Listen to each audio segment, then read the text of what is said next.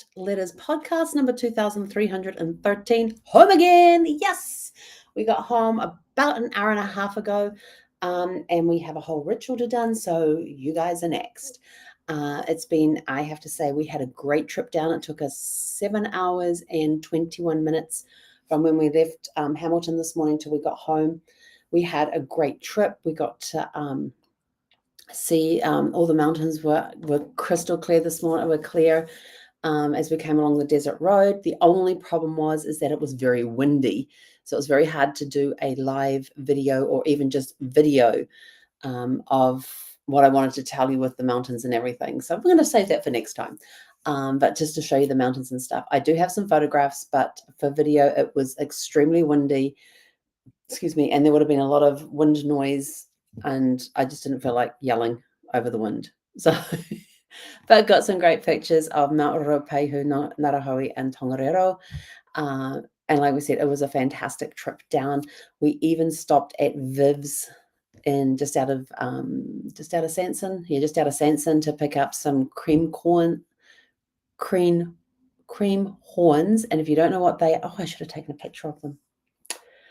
They have been selling these cream horns for a long time. They have sold over 632,000. They had 100,000 in June or July of 2018. And they're very well known in the local area. People hear about them and come from all over to try them. But basically, they're like a pastry, which is in a horn shape. A cone just spirals around, and it's an open horn that they put whipped cream. First of all, they put some preserve in there, like boysenberry or raspberry or passion fruit or caramel. Those are the ones that we knew of today. And then they fill it up with fresh whipped cream, and they are delicious. They've got this crunchy outside coating, flaky pastry on the inside. They are amazing. And so we stopped there today, and we got some for us to have when we got home. We didn't stop in there to sit and eat. We just needed to get home. We were all ready to come home. Like I said, it was very windy on the ride down. Got a great view of Lake Taupo as we went past that. We went through Tokoroa. I haven't been through Tokoroa in years, and all I remember was the smell of the place. The wind was blowing in the right direction. It was blowing south, so we didn't smell anything until we got a few kilometers south of the manufacturing plant that they have there.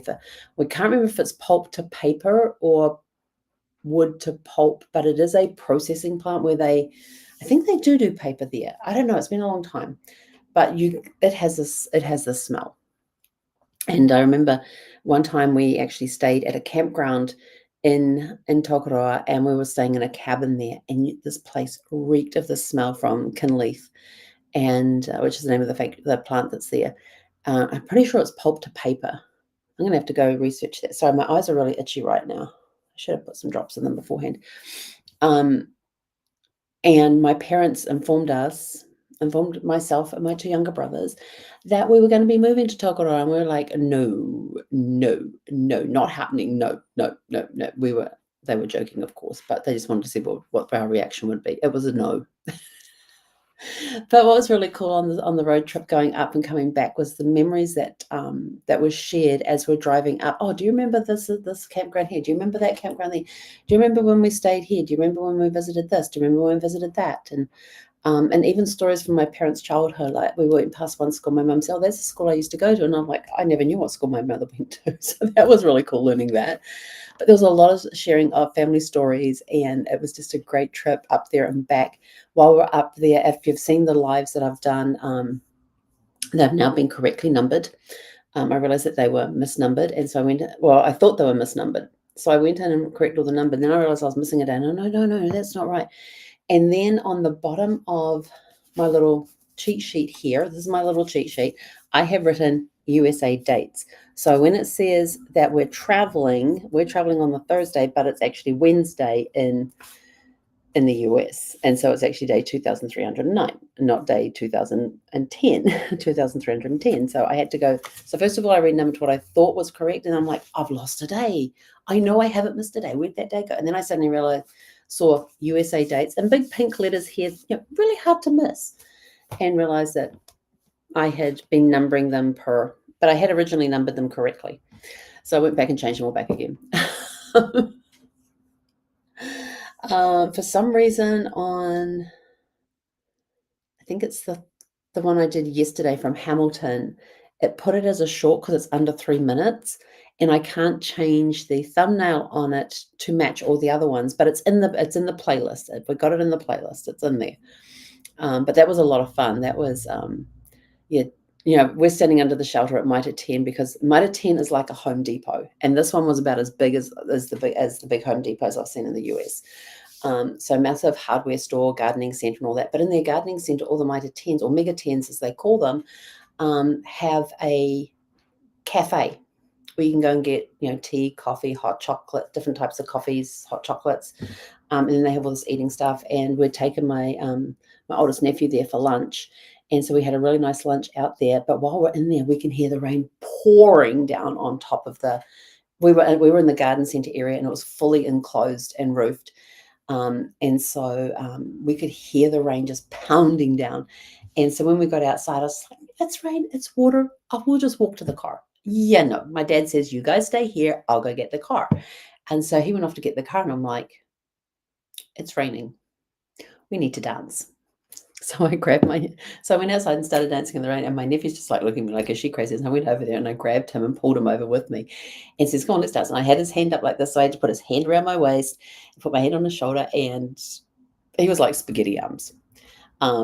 If you've was it Spaghetti Arms? I think it's in Dirty Dancing when Jennifer Grey tells Patrick Swayze's got spaghetti arms. I think that was the movie.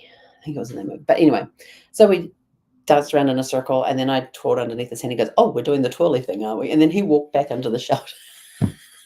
He wasn't staying out with his crazy aunt any longer in the rain, but it was a lot of fun, and it made people smile and laugh, and that was the whole point of the thing, just showing people that you can enjoy life. You can be crazy and step out in pouring rain and just dance, or just stand there with your arms open wide, your mouth open to the sky, and just looking up at the rain pouring down on top of you. My glasses, I couldn't see out of my glasses after that because they were completely wet.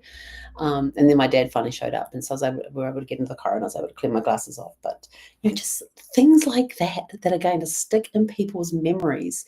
People may not, we saw this crazy woman at Mitre 10 today, and she was out dancing, and it was pouring with rain, and she's out there dancing. She drags this guy out there, and they danced a little bit.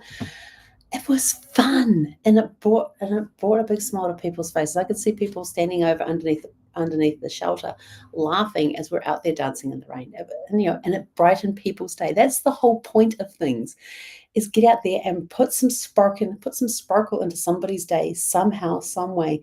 Make somebody feel a little super fantastic and sparkling, even if it's just to light a spark in them. Make them smile, give them, make them smile, find the joy in life. That's what you have to do. And so today what did we do? We went to Hamilton. We left Hamilton around 7:34 this morning. And we did a fuel stop along the way. We stopped at Taupo, and they had a Mega 10 there. And so we went into their cafe and had a break. I had this really yummy blueberry muffin. My parents had cheese scones, and Mum had her tea. Dad and I had hot chocolates with chocolate fish. So yes, chocolate fish, very famous in New Zealand. Really, really good too. And then we got back on the road again and drove around Lake Taupo and down through, we come down through Tokoroa to get to Taupo. And then we carried on, and basically we're back on the road along the desert road. And I said, please, if the mountains are clear, can we please stop somewhere so I can get pictures of them? And if the weather conditions are right, like no wind, then I can do my live from there. Well, it was way too windy, so we didn't get that done, but I did manage to get out a couple of times and get some pictures. I'll post them later on my Facebook page. I got a whole bunch to post up there anyway. And then we went down to Waiouru, and we stopped at the National Army Museum there to use their facilities, and then carried on the way. We switched drivers. I think was it Sanson when we stopped to get the cream horns. And I didn't drive. Mum and Dad were switching backwards and forwards. And then we drove all the way home. We stopped off for gas at Livin, and then got home here and unloaded the car. The thing was, you get the car unloaded, you unpack the suitcases straight into the laundry basket so the laundry can get done. I think the first load of laundry has gone through, so we're hanging those on drying racks inside the house. They'll be dry by tomorrow morning. We may put them outside. It's very windy outside right now. Sun's shining, but the wind's blowing. Excuse me. I've got this dry cough thing, which is annoying the crap out of me right now. I am tired. I had to sleep I had a room in the first hotel. We were there for 3 nights. It was a motel. It needed some work. My feet were like this. My head was like this. Yeah. You looked at the bed, it went like this towards the head of the bed. And it was a twin. So that was very uncomfortable to sleep on as well. I almost rolled out of bed the third night there. Last night I was on a queen bed. That was fine. Excuse me. It was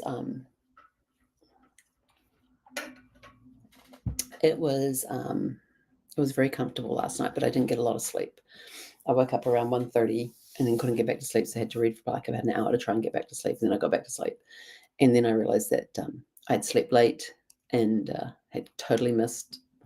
We had totally not left when we wanted to. So, but we got up and got going. But tonight it's fish and chip night. Yes. We get fish and chips for tonight because we've come home. We're going to go get fish and chips shortly. Yeah, in about half an hour or so, I think.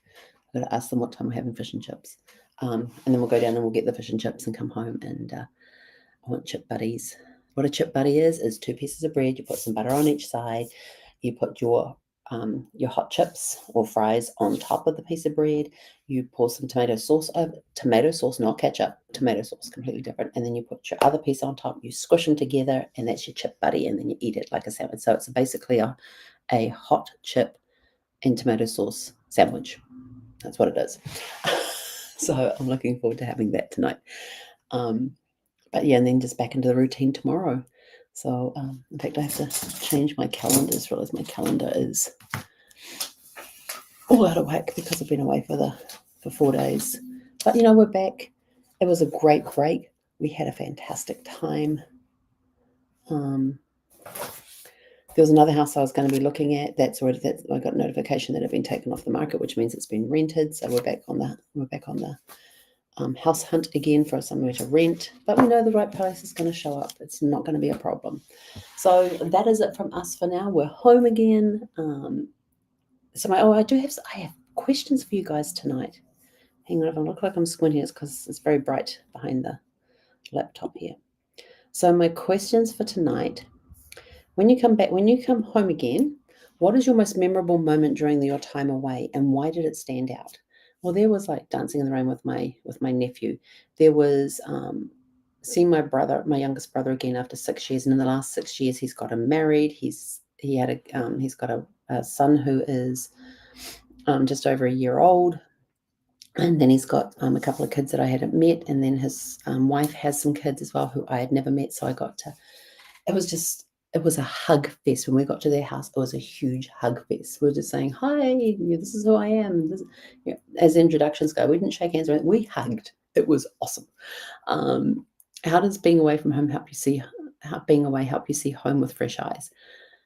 I've been away from New Zealand for 28 and a half years. Yes, I've had visits backwards and forwards, but now it was different when we said see you later to my brother and sister-in-law, to know that I could go up there and visit with them, and I didn't have to wait till I next came to New Zealand.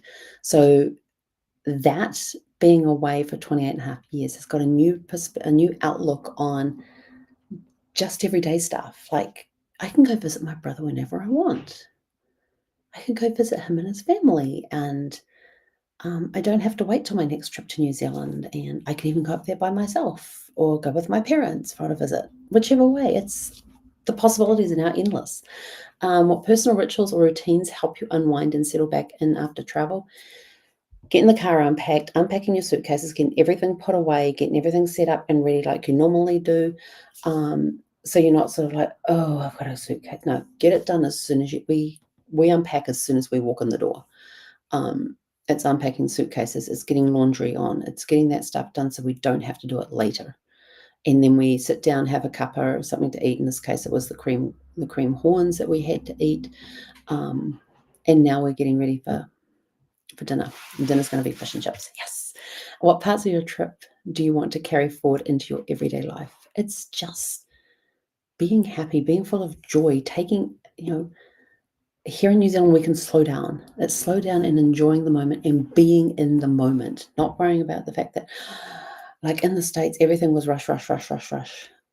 Here in New Zealand, it is a completely different pace. I don't feel rushed. I don't feel like I need to rush. I feel like I can take time to do things. Yes, I have some things that are on a schedule, and that's okay.